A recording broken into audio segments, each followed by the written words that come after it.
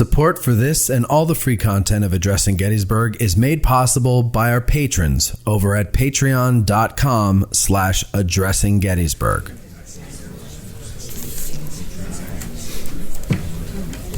Good afternoon, everybody. Good to see you all. Thank you for being here. You survived the ice yesterday, I take it. It's positive. A little bit better out today. Before we get going, I do have a couple of announcements. Yesterday, we had to cancel our winter lecture that was going to be given by a young historian named Cody Eash. We will be rescheduling that, and as soon as Cody's schedule aligns with ours, we'll make that publicly available. Also, Matt Atkinson's lecture, the first Saturday of the winter lecture series, I heard was very full, and there are a whole bunch of people that didn't get to see that. We will be offering that lecture again as well. More details forthcoming, so thank you for your forbearance on that account. Moving on to today, however, we are fortunate to have with us as our winter lecturer Dr. Kent Gramm. Kent Gramm is an adjunct professor of English and Civil War era studies at Gettysburg College. A Wisconsin native, Gramm has also taught at colleges in Germany, Illinois, and Indiana. He holds a PhD in creative writing and American literature from the University of Wisconsin-Milwaukee, and has written numerous books, plays, novels, and poetry about Abraham Lincoln, Gettysburg, and the American Civil War, including his book, November, Lincoln's Elegy at Gettysburg, which was nominated for a Pulitzer Prize. A lifelong student of the American Civil War, his most recent work, Gettysburg, The Living and the Dead, will be the subject of our lecture today and is available at the bookstore following the lecture this afternoon. And we are thrilled to be able to welcome Kent Gramm. So please join me.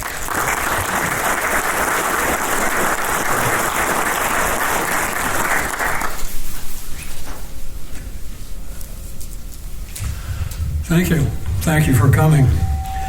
And I'm a 19th century person, and I've got all this stuff. I've got all these electronic things. I've got this in my pocket, and if that sounds a little strange, doesn't it? I've got another control here, and I've got this here.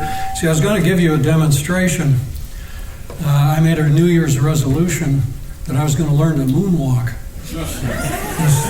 this year, and I was going to do this, but I've got too much stuff, and besides, some of my former students are sitting up there, and I don't want this to be witnessed and reported. Thanks for coming. It's good to see you. Thank all of you for coming. Well, my marching orders are to talk about the book that Chris Heisey, the photographer, and I have done, and I'm going to show you some images from that book and read some selections of it. But I can't help doing first what the day itself seems to call for. Two great birthdays, anniversaries today, and I'm sure you all know what they are. Is anyone here from Virginia? Any Virginians? What is today? I have no idea. Maybe that should be encouraging. General Lee's birthday, right? Robert E. Lee's birthday, which is that not still a state holiday in the state of Virginia? At any rate, Robert E. Lee's birthday and Martin Luther King's birthday. So how could I resist talking about the two? But as I was thinking about it, I thought, I don't need to tell you what you already know. I don't need to point out the irony of it, the historical clash, the kind of the facing off of opposites, and the interaction of the past and the present, and the essence of what so much of the Civil War was about, race and all that. So I thought I'd talk about what they have in common. I don't know that we think about that very often, so I'm just going to take a few minutes for this. This isn't going to be the whole lecture, but I just wanted to mention this. You might find this hard to believe, but I'm old enough to be a grandpa. I'm glad, I guess I'm glad you're laughing. At any rate, I've got 3 very small granddaughters, and just a couple of weeks ago we were visiting them. And my 4-year-old granddaughter she has this thing where she does musical chairs before every meal, and she orders people around. You sit there, this kind of thing, entirely alien to my generation and my point of view and the way I was raised and would have raised my children. At any rate, so she was she wanted to sit in a grown-up's chair. That was my grandpa's chair. Wanted to sit in that chair. And her dad, my son-in-law, said, well, why don't you move over so Grandpa can sit in that chair and you can sit in your high chair? No. So, you know how grandpas are supposed to be nowadays. We're supposed to be sports. We're supposed to be good sports. We're supposed to go along with things. We're not supposed to be the surly, quiet grandpa that sits in the corner watching the children and thinks about how the world is going to the dogs, which it is. At any rate, so to be a good sport, what do? I go sit in the high chair. It's not the thing with the little tray, fortunately. It's more like a little step ladder. So I'm sitting there, and only later did I think what I should have done is I should have gone down to the end of the table and said, Grandpa isn't going to sit in a high chair. He's going to sit in a normal chair. But I sat there like a good sport, seething. And it brought something to mind. The story kind of ends there. It doesn't have a happy ending. It doesn't have a everybody hug each other resolution. We were fine. But I thought about it, and it reminded me of something that I think is pertinent to this particular day, this birthday of Dr. King and General Lee. When I was a kid, and I grew up in the most segregated city in the United States, Milwaukee. When I was a kid, we were the only family that I knew that in my entire school that didn't drive, didn't have a car.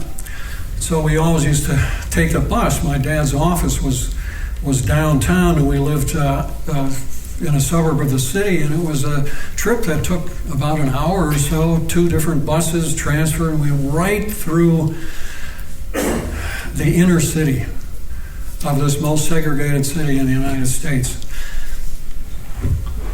And I remember the first time this happened, I must have been, I don't know, first grade, second grade or something. I was sitting in one of the seats with my mother going downtown, and an elderly lady came walking down the aisle, and the bus was full. It was completely full. Elderly African-American woman came down the aisle, and my mother said, "Kent, give her your seat. Stand up and give her your seat." Now, in those days, you don't do what my granddaughter did, say no. Of course, I didn't want to. I felt awkward and, a little bit afraid. But, of course, I stood up and gave this person my seat. And this would happen regularly. The bus, it was a popular route. It went, right, as I said, right through the inner city. And after a few times of my mother saying, "Get up and give this lady your seat," I started to internalize that, and I did it myself without being told. And then eventually, when I started going down on that bus myself at an age much too young probably for today, but like 5th grade, 6th grade, I used to do it without being told, without my mother being there. I just, it was just internalized, and I would do that. And one of the things that I remember about this experience was that I grew up in an era that was not really forward-thinking, progressive, politically correct about race. And what I remember now is seeing my mother sitting in the seat right next to an African-American woman. That was another part of my giving up the seat. This is what she did. I'm not sure that could happen quite as easily today, even though today is supposedly much more enlightened. We've been given permission to step backwards in many ways today, as you all know. But I'm not here to complain about that. I'm here to say that I think something that Martin Luther King and Robert E. Lee would have had in common is that they both would have stood up and given up their seats. They both would have done that under the same circumstance in the inner city of Milwaukee. Now, they might have done it for different reasons. General Lee would have done it out of gentlemanly courtesy, out of good breeding, out of perhaps duty even. Dr. King would have done it out of compassion and out of believing that each person has a value equal to another person. So they would have come at it from different ways, but they would have done the same thing. It's something about civility that would have happened. And I think that is something they had in common. And maybe it's time that we start to look for things that these two wings of our political spectrum might have in common again. I think our survival depends on that. That's what this day reminds me of. And one more thought on that subject. As many of you know, at the McLean House and at Appomattox Courthouse, General Grant was waiting inside with his staff. And General Lee entered, and he saw Lieutenant Colonel Eli Parker standing there as a full-blood Seneca Indian. And apparently at first, General Lee thought that was an African American, and he just kind of stiffened and froze. A kind of natural reaction given his upbringing and all that. And then he realized, I think, and then he said, I think quite graciously, that you are, we have a true American here. Some of you know the exact words more than I do. We have a true American here. And Eli Parker, God bless him, said, "Sir, we are all Americans." That still moves me to, to think about that. But I think that's something we need to recall. We are all Americans. And there again we have that mixing of the two traditions, the two types of people, their two backgrounds and all that. Anyway, something for us to keep in mind, and I didn't want to let this particular day, this particular coincidence go. Well, now to this book. Chris Heisey has been to the battlefield. He keeps track of this thing. He's a professional photographer, and he has a professional photography job, so he keeps a log. And he told me recently that he's been to Gettysburg 10,000 times. That boggles my mind, 10,000 times. But it tells you something about art. I think it was Woody Allen, unfortunately, who said this. You got to show up. And that's what Chris Heisey does. So to get just the... how am I doing with... are you all hearing me okay? Okay. I'm getting the feeling that nobody can hear me because nobody's complaining. I'm glad you can hear, for better or worse. He looks for this isn't just an accident. He looks for the right clouds. He looks for the right lighting, the right time of day, the right time of year. It's all very deliberate, and he has to show up all the time to do it. He does an enormous amount of driving. At any rate, this book, Gettysburg, The Living and the Dead, matches images that he's shot over the years with texts that I've written. And I want to preface my reading of some of these texts and showing you some of his images with a statement from somebody who knew combat and who was not simply a mushy sentimentalist, Colonel Chamberlain. He said this when he was in Gettysburg in 1889. A lot of you know this quotation. "In great deeds something abides. On great fields something stays. Forms change and pass, bodies disappear, but spirits linger to consecrate ground for the vision place of souls.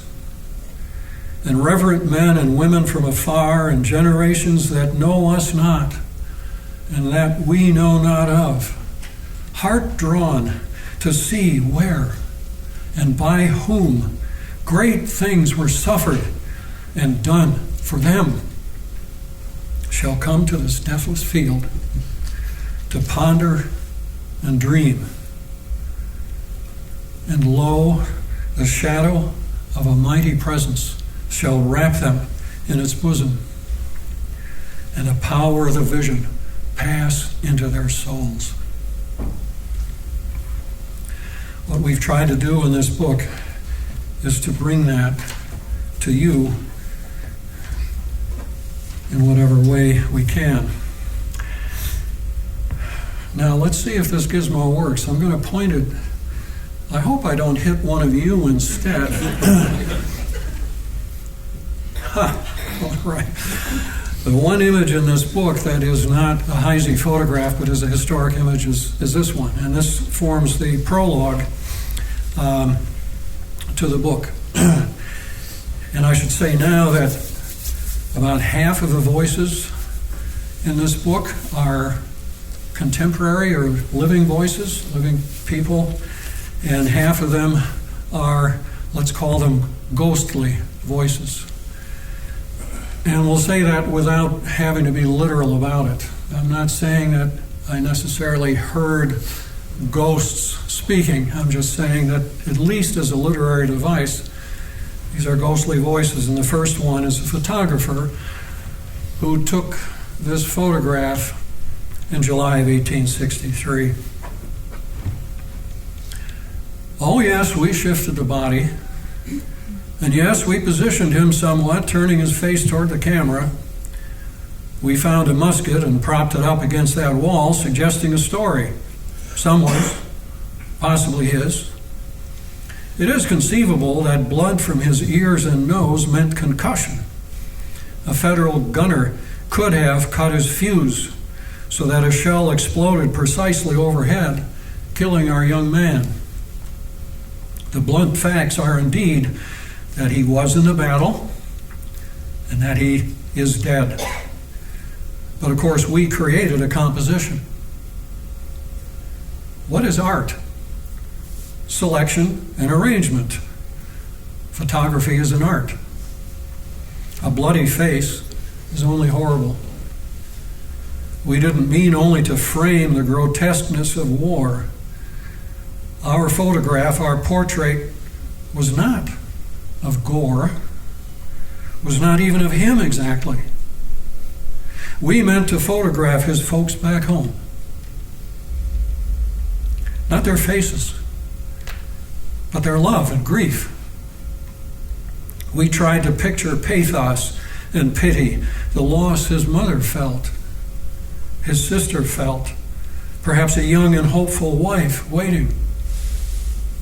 His body was insensate, empty, an object, but their sorrow, unspeakable, found expression in the photograph.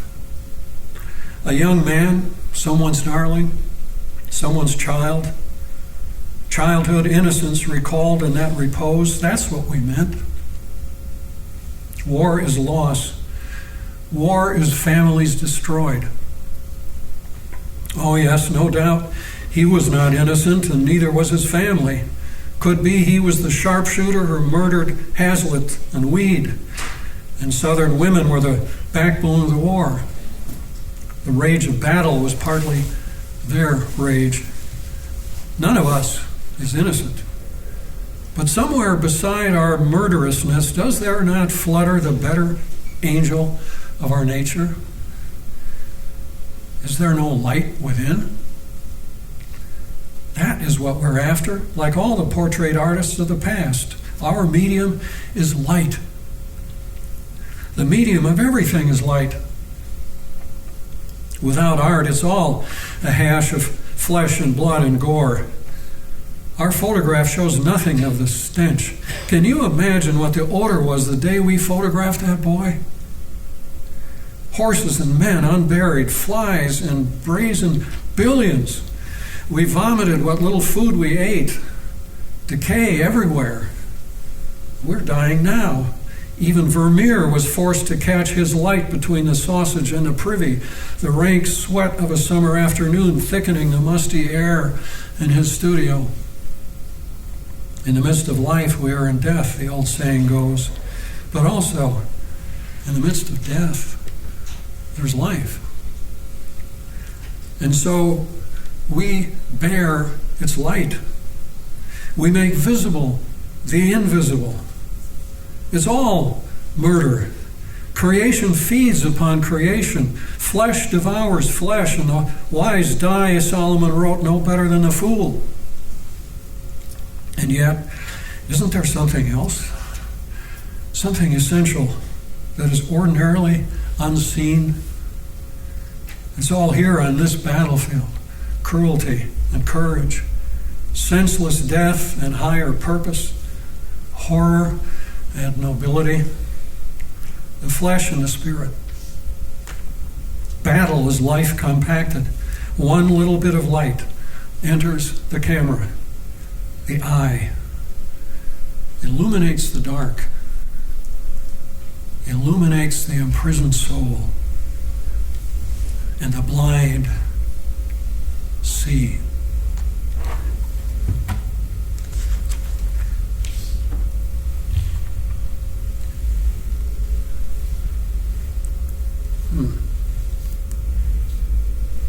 Okay. I think I'm going to skip this one for now. Given time, we'll come back. General Warren, the so-called savior of Little Round Top. There were many saviors of Little Round Top, as you know. As Bruce Catton said, it was a day that took a lot of saving. General Warren didn't like what he was seeing. He found it hard, as he said the following year during that overland campaign. He said, it's like one long funeral procession going past me, and it's too much. So maybe this is something like what Warren might have said if it had been put into verse. He refers to his seeing what he thought might be thousands of Confederates coming around the flank. I saw them in my mind before I saw the light reflected by their burnished rows of steel. I was right. They were coming. I saw the marching thousands, their line extending to the bloody, bitter end, a faithful, brave procession to their heroes' graves. For better or worse, I saved this hill and the day.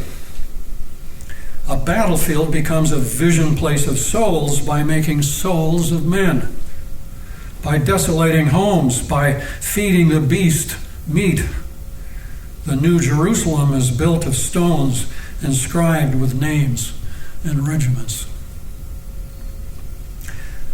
But star-spurred lords of war have no patience for saviors. The funeral procession must proceed apace.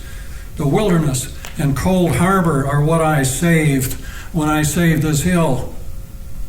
The only thing that is worse than such a victory is, I know not what. Curse the need for death, the need for endless sacrifice, and curse the bridegroom that devours the holy bride. When Zion hears the watchmen's voices, be prepared for Hamlet's feast. Draw down your blinds and say your prayers. We watchers tell of what we see. Let others judge if what we see is true or if we see too much.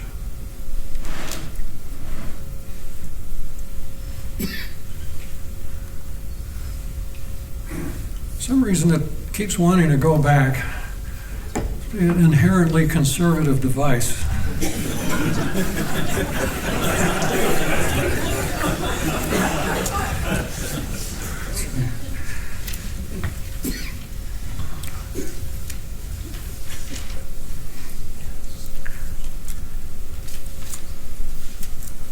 I'm sorry for the delay here. I'm checking the contents because I have a choice of reading two things for this, and I wonder if there's too much color. Well, let's try this. This is a photograph that Chris took. You know the witness tree at Devil's Den.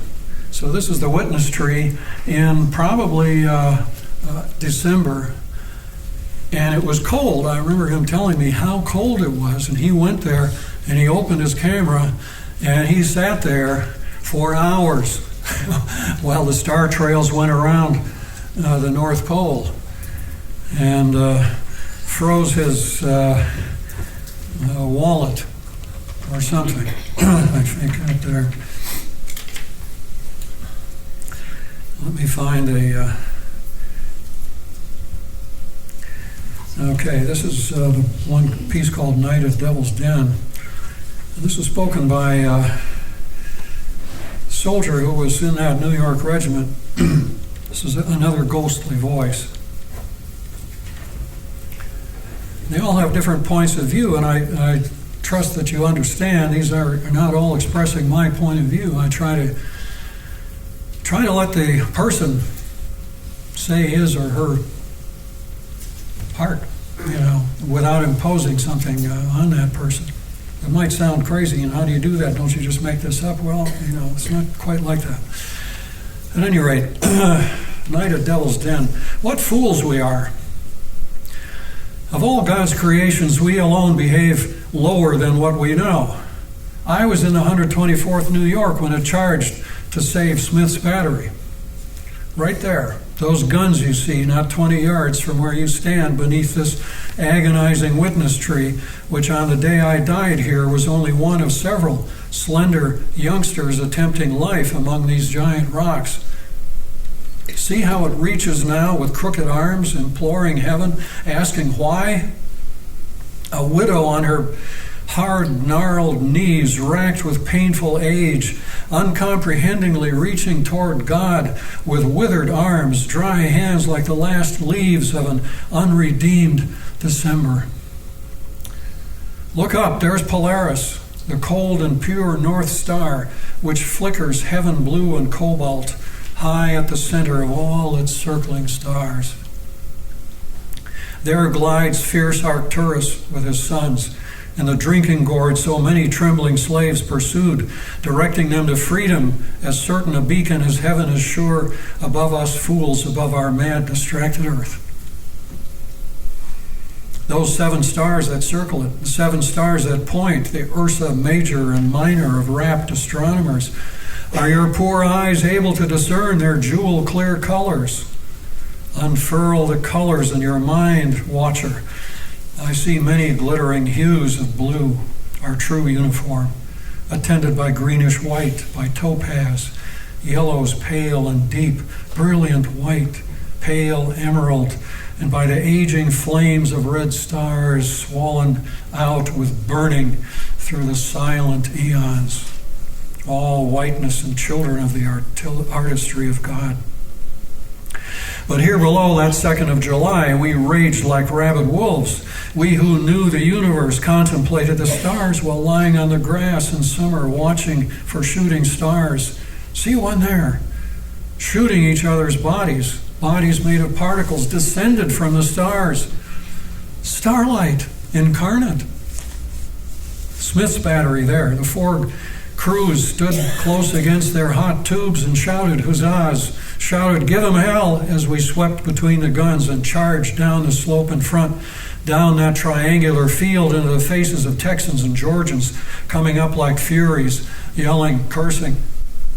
A maelstrom of brainless disregard, maniacal, murderous, as if the testaments had never been inspired, as if the seas had ceased to lave the grateful shores, or mountains had disrobed their purple and ground themselves to rubble, as if no man ever loved, or Shakespeare ever wrote, nor Jesus walked with truth and beauty among the lilies of the fields, all shattered in madness. Our Colonel Ellis rode among us, mounted like a jousting knight, sword pointed forward through the smoke toward the rebels' howling throats. I ran beside him. I heard the bullet strike his skull. And in that same instant, I was struck twice in the chest as though kicked by a horse. When I awoke on my back, I saw the stars. They seemed to weave and spin, but as I breathed my last fainting breaths, they resumed their places in a lovely stillness. I felt the moving earth, just as I had felt it on boyhood summer evenings looking up into the starry sky. And though I felt moans and curses, weeping and prayers round about me, many voices, they were distant, their thronging noise dissolving, and I heard the music of the spheres. It's true what the ancients claimed, that if you listen above these confused alarms and crazed babble, where ignorant armies clashed by night, you can hear the stars keep their courses. We sail among them, deeps around us on every side, the warm earth a mothering nurse, though we squall and struggle. But through the stillness above, higher still, a constant timbre, singing sweet and grand, the angel music, beautiful as stars, lovelier than heard music here below, choirs of angels, harmony of stars, pure celestial symphony in emerald, azure, sweet white, cochineal, carmine, crimson, rose carmethine, with the deepest, purest diamond blue, resolving into harmonies of gold and white, melodious, melodious robe of God.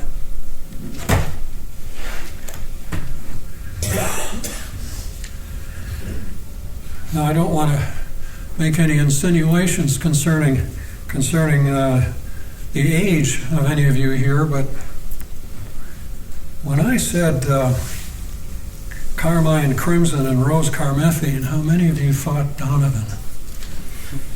Good for you. All right. Wear your love like heaven.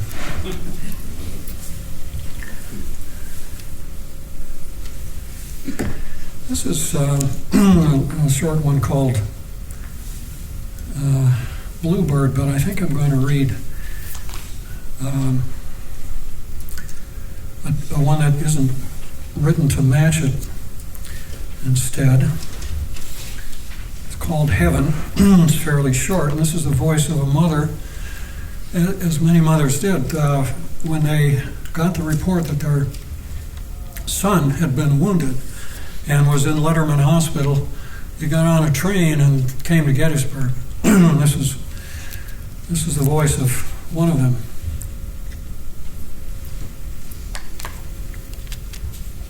If I can spill this bottle all over my book, I'm sure I will. I'll try next time.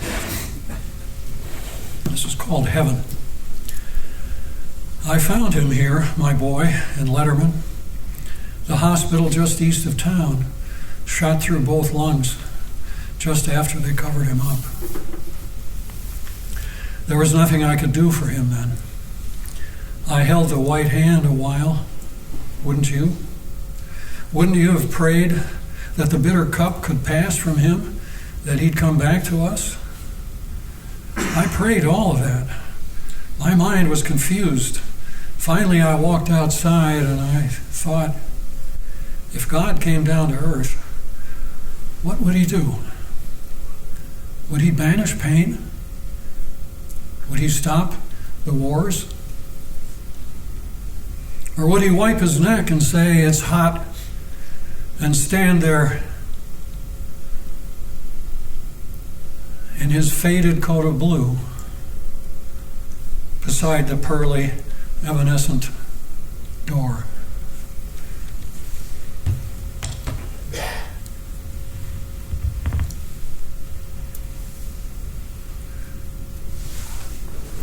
I think I'm going to save this one for later. This is a living voice. And it's a piece called Parish. And I don't have to tell you because it tells you itself, but it's a battlefield guide speaking.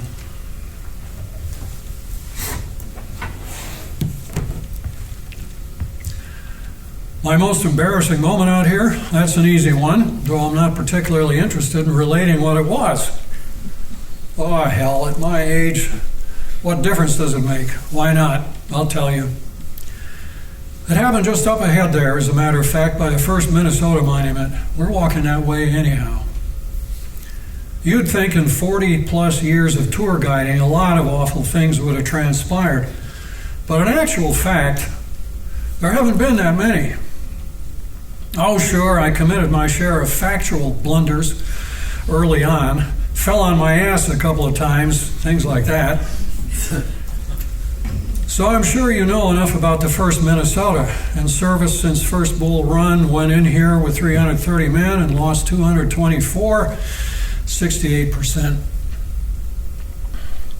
They were right along there.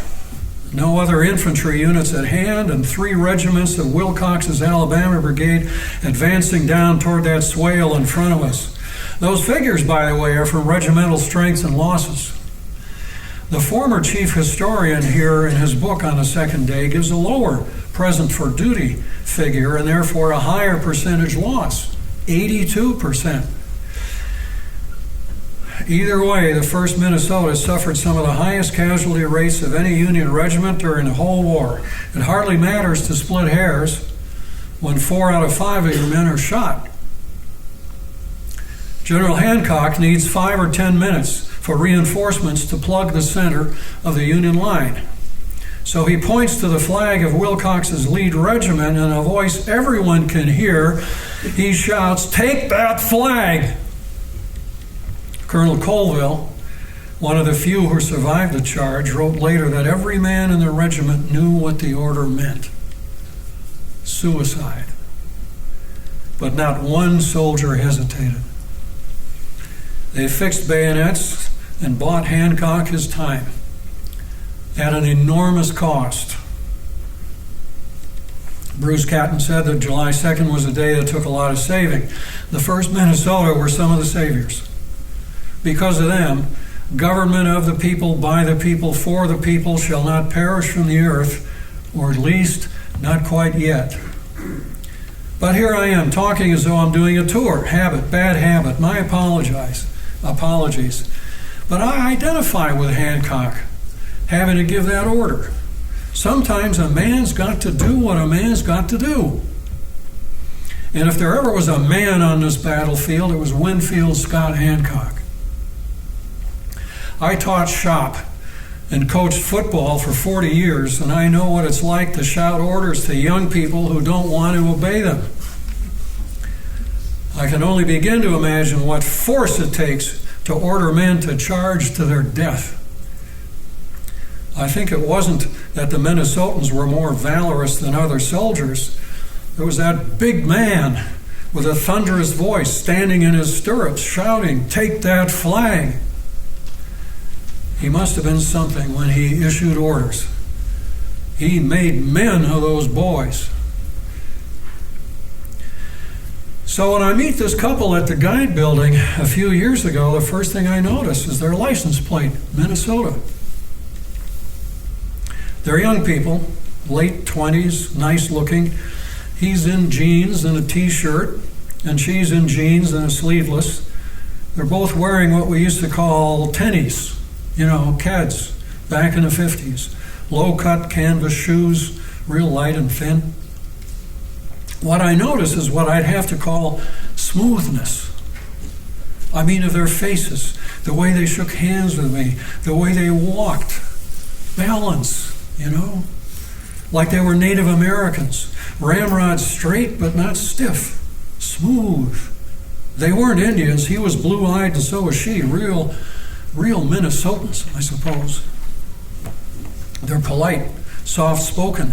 But what also strikes me is a sense of power. Give this young fellow 20 years in the military, I thought, and when he gives an order, when he says jump, the only question is how high. They're really fit, these two. Powerful, but not like athletes, I played football for 8 years. Hell, that's a story in itself. When I was in the early grades, I took ballet lessons every Saturday for years. When a kid should be watching The Lone Ranger and Sky King at home, I'm at school learning tendu à terre and retiré devant. So in the spring of 4th grade, I'm walking home with my ballet slippers under my arm, and a 5th grader asks me, "Are you a boy or a girl?" Not insulting, just curious, So from that particular point in time, I never touched those damn ballet shoes again. And in the fall, I go out for football. It's just flag football, but it's the first step to junior high football. My dad feels good about that. He's finally proud of me. When I get to high school, I tell the freshman coach I'm a defensive end. That's the most aggressive position in football. You blow a guy out of your way, knock him on his can, run over him, and nail the quarterback, stick him good. Hopefully he doesn't get up. But if he does, he's going to remember you. He's going to hear your footsteps whenever he drops back to pass. But you see, I'm not really big enough to play defensive end. All I've got is the anger, the rage, and it's not enough. I never start a game on the freshman team, and I ride the bench for half the JV season. Then one practice, I see an assistant coach talking to the head coach, pointing at me. I think, oh crap, they're pulling me again. The assistant calls me over and tells me, Jerry, you're not a defensive end. You know it, and I know it. If you want to stay on this team and play football, you're going to work with me after practice every day for the next 2 weeks. He turned me into a wide receiver. I had quickness at defensive end. That's all I had going for me, that and height. Grace is what a wide receiver needs, and willingness to get hit. You're in the air with a ball like a grand jeté, and the quarterback crashes your ribs at 50 miles an hour. You have to feel a little suicidal. But I did. And I had speed, agility, quickness, air. The one thing that prevented me from being a great receiver was poor hands. So I never got that football scholarship and went into the Army instead. When I got out, I learned industrial arts at the community college and spent the next 40 years teaching not very bright kids how to work with their hands. You do get to love the velvet feel of sanded hardwood and the sheen and fragrance of varnish and shellac. And I was a give-em-hell football coach. I was disciplined once for almost taking a kid's head off. He smart-mouthed me while I was holding a football, and I shot a perfect spiral at his face. He ducked just enough. I still had the rage. Normally, kids didn't mess with me. Anyway, a lot of tourists did embarrassing stuff to me, like insisting we circle up and pray out here in front of some memorial, or bringing a flute to play some Civil War lament, or lugging along a guitar or banjo and wanting me to sing along. But this couple, when we get out of the car here, after I've explained the whole thing, because the young woman, she'd asked me to take them to the 1st Minnesota, we get out, and then the way they stand, it gets me. It hits me. They take each other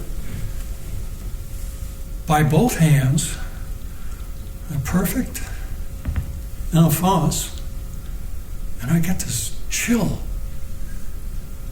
like the Minnesota boys must have felt when they heard the rebel yell coming. And I think, oh shit, not here. But what I feel is something like flight inside, upward.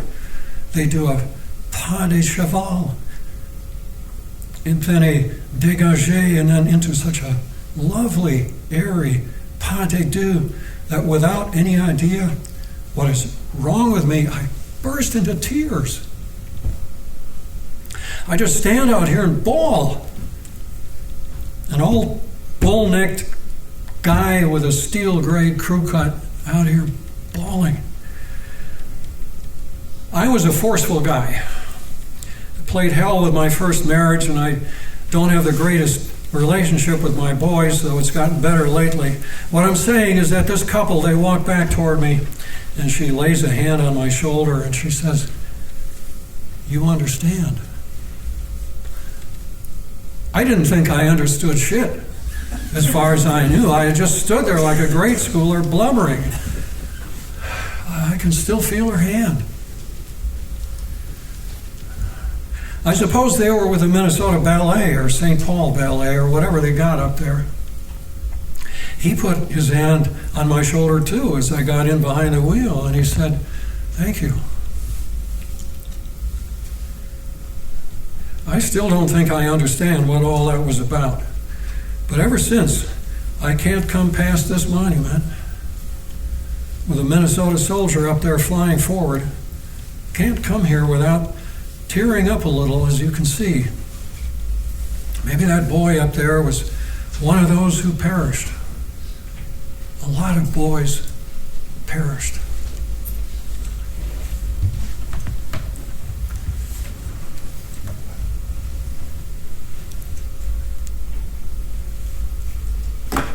Now that is one of the most ingenious photographs I've ever seen. As I say, you've got to show up. He didn't plan this, but he was there for it, and he was watching for it. I'm going to try to make sure I read you the right one.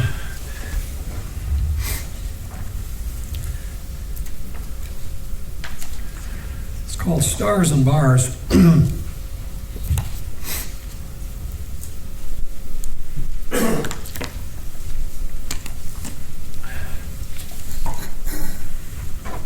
This is a ghostly voice. The whole damn battle was uphill, but that don't matter now. We charged them Wednesday in the woods, uphill against their line. A half a dozen color bearers paid the price, but we skedaddled them for sure. And here on Friday, up we come, up slope to this here line, the further any rebels got, the 26th again. So I say, let's dispense with sorrow. We done pretty good, I'd say. We looked them gunners in the eye, up 10 feet from that wall. They looked us back in disbelief, till pull it, that lieutenant cried, and that was all. But I say, it don't matter now. We done the best that man can do. We whooped and hollered anyhow, and showed them boys in blue what men are made of in the South. And may the good Lord shut my mouth if we weren't brave and true. No, I don't hang my head in shame and mourn what might have been. We won the battle just the same as if we had. The South will rise again. You mark my words, you Yankee line. We ain't done with you all yet. The South might sit and bide its time, but it will not forget. Yes, pull it, that damn Yankee screamed and blew us all to hell. But we'll come back, just wait and see. We'll settle up and serve you well. Someday, 100 years or two, we'll get our rights and property. We ain't done yet, I'm telling you. You'll hear from General Lee. We'll confederate the USA and fly the stars and bars. It's Dixie's land. Oh, look away. The future's sure. And ours. We'll whoop and holler like before. The South shall rise upon that day. Can't tell who really wins a war until the future has its say. Have a nice day, everyone.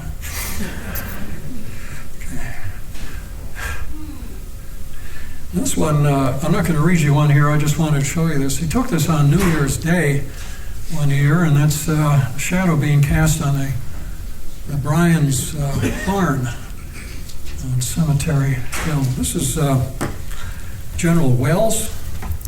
It's a short little piece called Faith.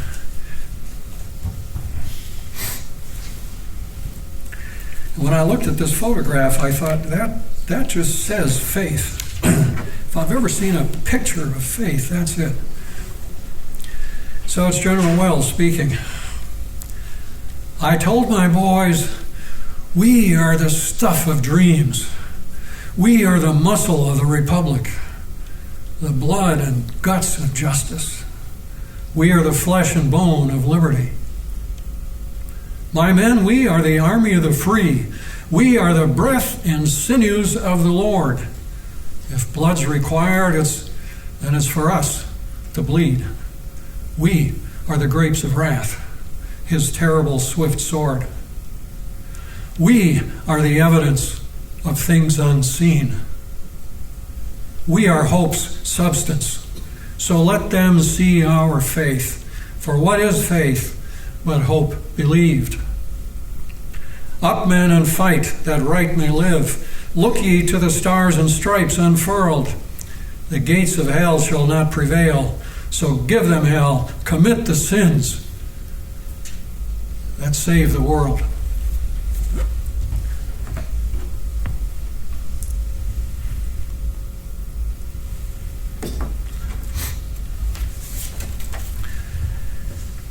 This is a ghostly voice. The little chapter is called Night. And it's the voice of someone who was a small child at the time of the battle.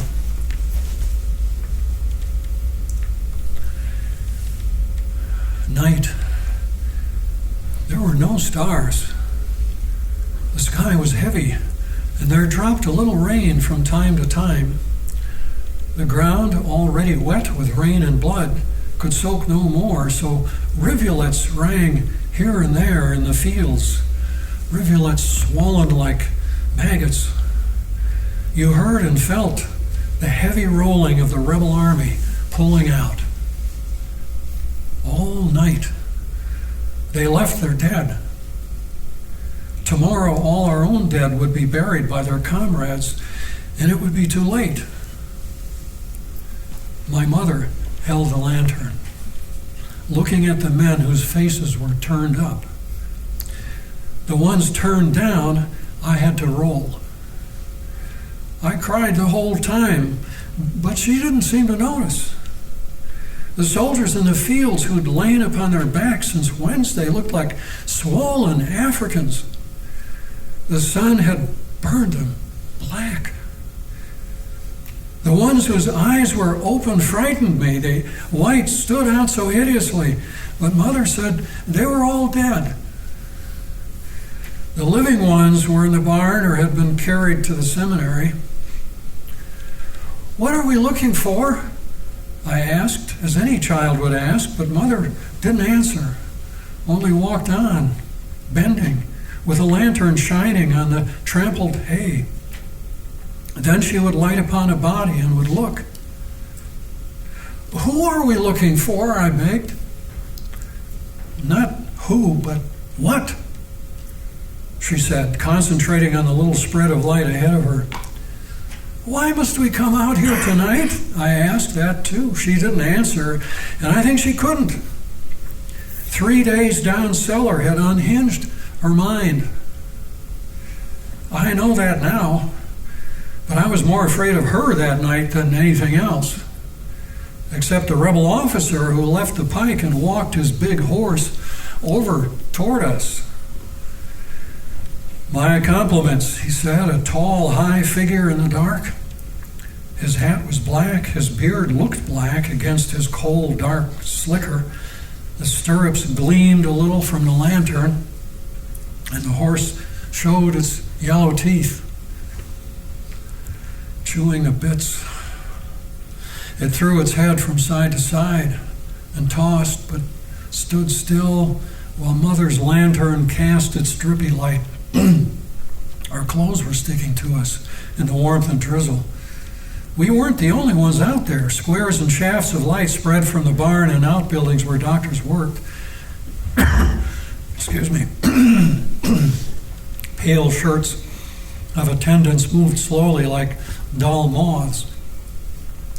They carried barrows out and dumped them, arms and feet and legs, I know, and pails of dark red water. You hadn't ought to be out here with a small child, ma'am. May I be of some assistance to you? Mother shook her head. Then, ma'am, I'll escort you back to your home. I looked across the dim fields toward the Fairfield Road. It was choked solid with walking men. Your safety is concerning me, you understand. She shook her head again. He touched the brim of his hat and said, just as you wish, ma'am. The big horse turned and made its way across the field. A horse won't tread on bodies that it sees. I shivered now despite the heat. Please, Mother. Excuse me, why? I want to go back home. She looked at me as if she couldn't understand why I would ask, and said, I'll know the face. I'll recognize him. We'll find it with him lying on the ground. I saw it in a dream. It's here. What's here, Mother? Our Bible that the rebel stole. He has been punished as surely as providence is merciful and just. I weakly said, Mother? My father's small black Bible. It's out here. It's out here somewhere. Far into that night, we looked for the Bible on the field of the dead.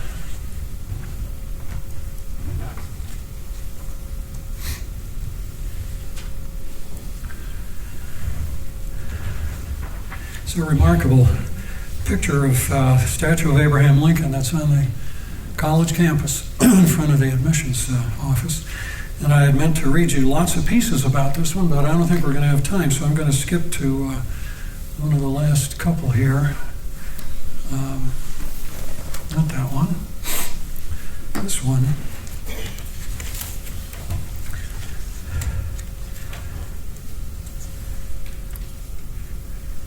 This one is called Major Dunlop's Hat. In case any of you are following along in your Bibles, that was meant as humor. Thank you for smiling at that one. This is a living voice, not a ghostly voice. That's it right there, perfectly preserved. You see the ragged hole where a fragment of shell went in and where his soul went out? A little blood is visible inside, though it's almost black, but I'd rather not unlock the glass case to take it out to show you. Humidity and temperature are controlled. One time a member of his family came in and said she had the right to it. But I said the Major's hat belongs to the public, owned by the nation for which he gave his life. It belongs to the ages. She sued my museum, claiming that we charged admission and were a private for-profit company. We argued that her claim of descent from Major Dunlop was fraudulent because he had no children. Well, the hat is here, as you can see. It's one of our most popular attractions. Actually, we didn't know that Major Dunlop had no children, but the burden of proof was on her, see? And she was no historian. She came to the hearing drunk or probably on some medication. Whichever, it did her case no good. All these little things affect the court, you see, which is to say they affect the judge, who is a human being, first to last. Essentially, there is no justice. Or at any rate, there's no justice in this world. Justice might be blind, meaning impartial, but I think she's just stone blind and subject to a pinch now and then. What's that? I have no idea whether Major Dunlop died for justice. He died for orders, sure enough. For liberty and union, I might say, but not being a New Englander, he most likely didn't die to abolish slavery. Died to prove he was no coward, died for his friends. Pretty safe bet, because that's usually what it comes down to in battle.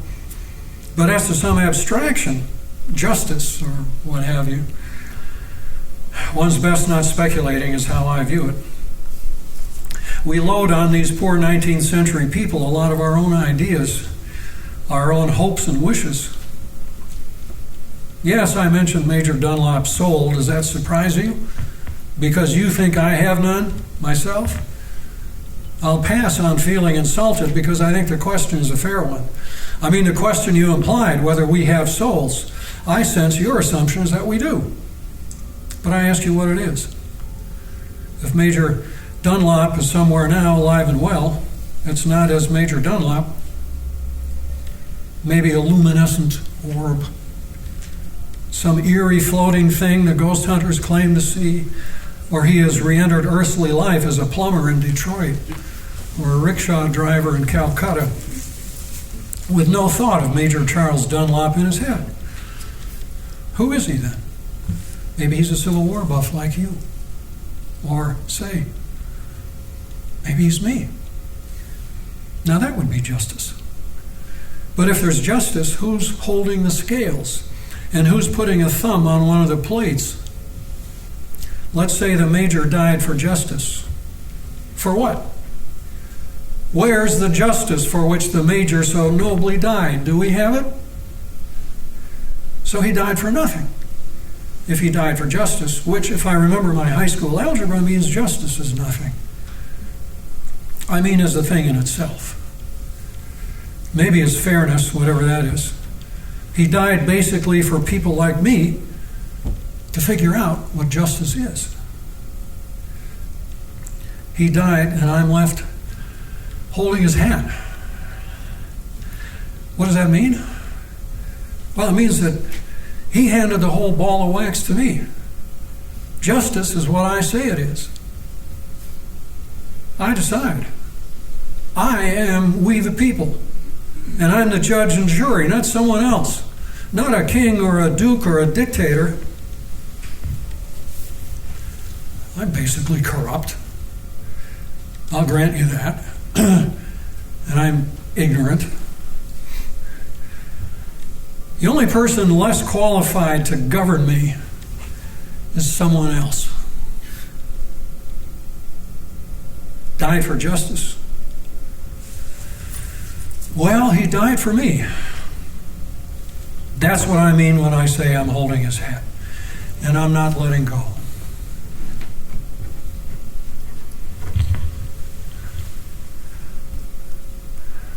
Now we have to back through, because I have time to read you one more, which is meant as that's the one. Short piece called Light. I meant to give you time to ask questions. It's probably the course of safety and discretion not to leave that time. But apparently, there will be some. I'll be signing books, or maybe a book for all I know, in the bookstore. And if you have some questions, I could perhaps answer them. This one is called Light, and it is meant to go with this photograph. And it's a ghostly voice, but whose it is exactly, I can't tell you. You living seek the light of ages. You crave the courage and the faith still shed from our ghostly faces. Some light that lingers after death. You want to see the mystery we saw, as if we were the prophets and the law. We dead are painted on the urn of time with photographic light. We walk in beauty now.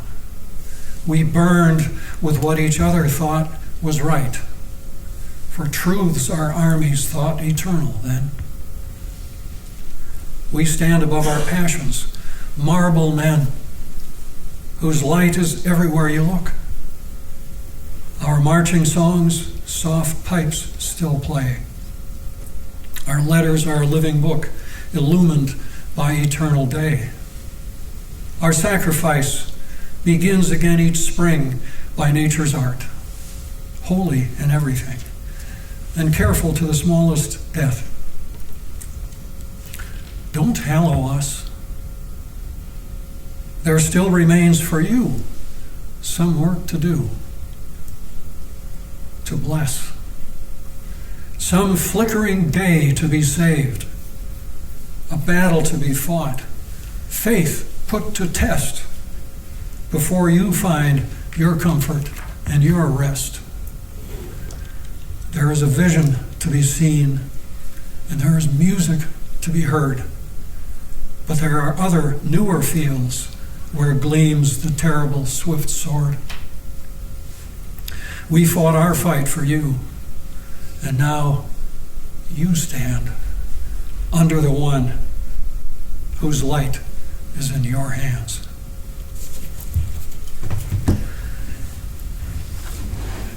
That's it. Thank you for your attention.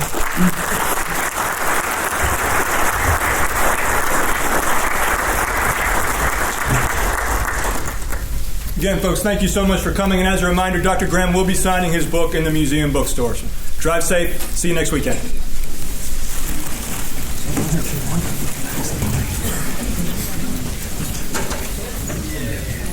We usually, just a small token of our appreciation.